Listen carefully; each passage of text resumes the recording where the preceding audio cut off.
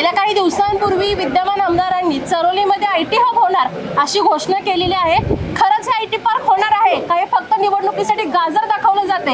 याबद्दल आपण अजित भाऊंचं मत विचारूयात। भाऊ, नक्की याबद्दल तुम्ही सविस्तर आम्हाला माहिती द्या। नक्की IT हब होणार आहे का हे फक्त गाजर आहे? नाही, हे 100% फक्त गाजर आहे। IT पार्क म्हणजे काय? लोक एवढी दूधखोडी नाही आहेत। आपल्याकडे IT पार्क कुठं झालं? हिंजवडीला झालं। हिंजवडीला IT पार्क कसं झालं?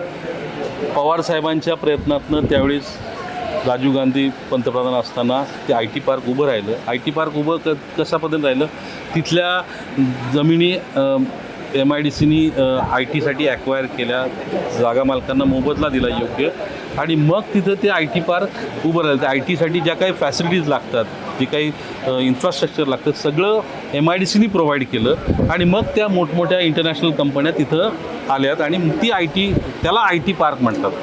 हे IT पार्क नाही आहे, एका खाजगी बिल्डरनी प्राईड जी काही बिल्डर आहेत त्यांनी त्यांच्या प्रोजेक्टमध्ये त्यांचे फ्लॅट्स खपावेत, त्यांच्या फ्लॅटला चांगला भाव मिळावा या दृष्टिकोनातनं त्यांच्या छोट्याशा जागेत, माझ्या माहितीप्रमाणे काय ते 3 लाख स्क्वेअर फुटाच्या जागेत ते असं कोणी पण करू शकतं।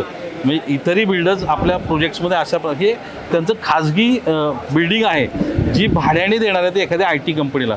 आता त्याच्यातसुद्धा मी माहिती घेतली, त्याचे प्लॅन सँक्शन झालेत का, काय स्टेटस आहे, तर महापालिकेत अजून प्लॅन पण सबमिट नाही आहे। फक्त निवडणूक डोळ्यापुढे ठेवून अशा प्रकारचं लोकांना एक वेगळं चित्र भासवण्याचा प्रयत्न आत्ताचे आमदार करतात। त्याच्यामुळं लोकांना हे 100% माहिती आहे फक्त निवडणुकीपुरतं गाजर आहे, आणि त्यांनी जे सतत हे जे काय खोटारडेपणा चालू आहे त्यांचा, ते लोकांच्या लक्षात आलेलं आहे।